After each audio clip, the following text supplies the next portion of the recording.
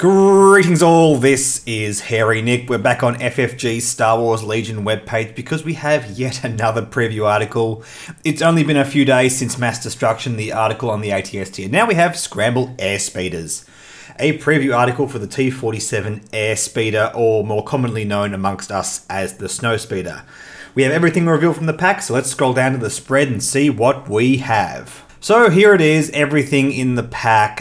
All these tokens, as I said in the previous article, we know what they do now. The yellow tokens are given to the vehicle and compromise its movement, weapons, or activation. We have aim and dodge and these damage counters, as well as the command token.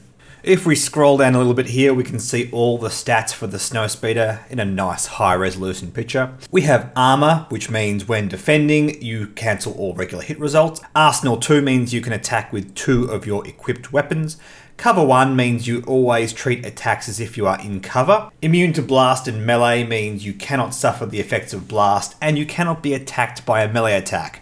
Makes perfect sense, the Airspeeder is in the air, somebody cannot just come up to it and whack it with a lightsaber. Speeder 2, while moving, ignore terrain that is height 2 or lower. When you activate, perform a compulsory move. We also have here a second card. Now, we saw this in the ATST article. In fact, we didn't get a high resolution photo of the regular card, which is why I had to put the text separate in that article video. Here we have another card, which seems to indicate that the Speeder needed a separate card so that they could fit all these keywords on. I'm not too sure why that is, but anyway. Fixed front means the defender must be inside your forward firing arc. Makes sense because your weapon is a cannon. And impact 3, while attacking a unit that has armor, change up to 3 hit results to crit results.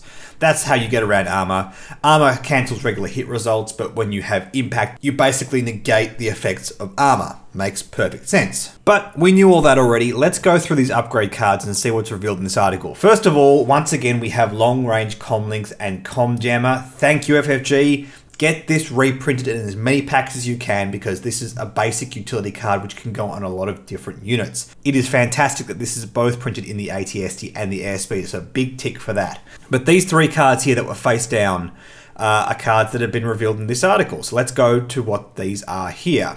First up, we have a couple of hardpoint upgrades. This is the AX100 Ground Buzzer. It is a 20-point hardpoint upgrade for the Airspeeder only.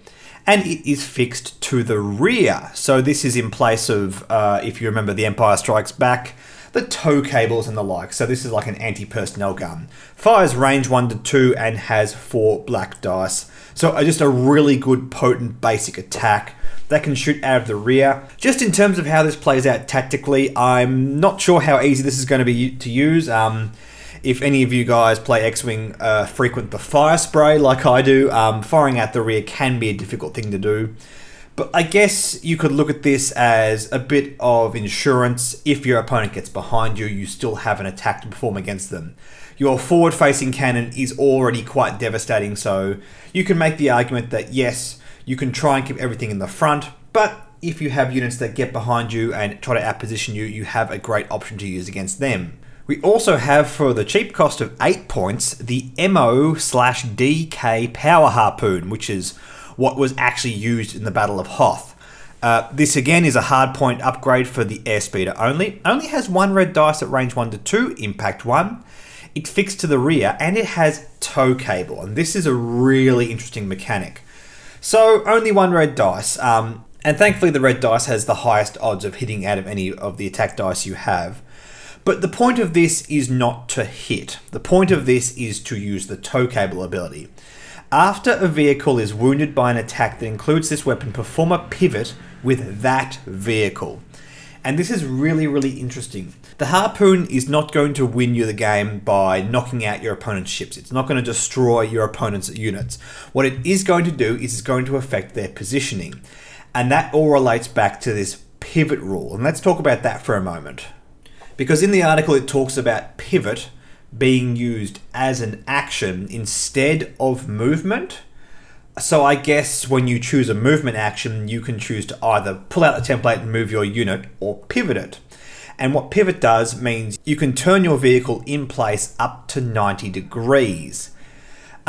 This is interesting because having a look at the base of the model itself, it doesn't seem to be any clear way of how you do that. There's no like slot you can put in at a 90-degree point to pivot it sideways. It also doesn't stipulate whether certain units can and cannot use the pivot action. Obviously this is something for vehicles, it makes sense that the speeders can do it. Helps make sure they don't fly off the table, it helps make sure that they can stay in the battle for longer.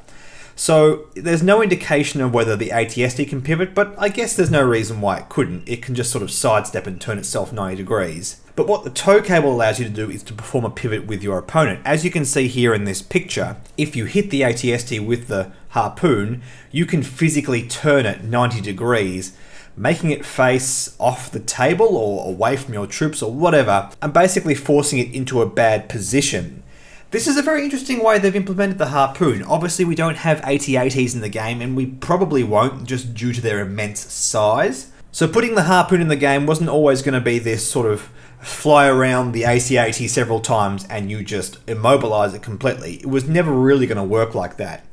And I quite like this, the idea that you harpoon something and you sort of jerk it sideways so it's facing off the table or something like that. It could make for some interesting gameplay. And the fact that they're giving something that is so utterly fast, remember the Snowspeeder can move at speed 3, giving that some really crazy utility, especially against ATSTs, which just focus on long-range bombardment. This feels like it might be a really good counter to that unit. But the fun doesn't stop there. We also have Wedge Antilles. Rebel only, repulsor vehicle only. Now repulsor vehicles are vehicles that are speeders. He has, as an action, until the end of your activation phase, you gain full pivot. When you pivot, you can pivot up to 360 degrees. Meaning whenever you pivot, you can aim your ship in any direction whatsoever. This is great. It means your Snowspeeder can fly all the way across the board, turn around 180 degrees and fly directly back, keeping it in battle turn after turn after turn.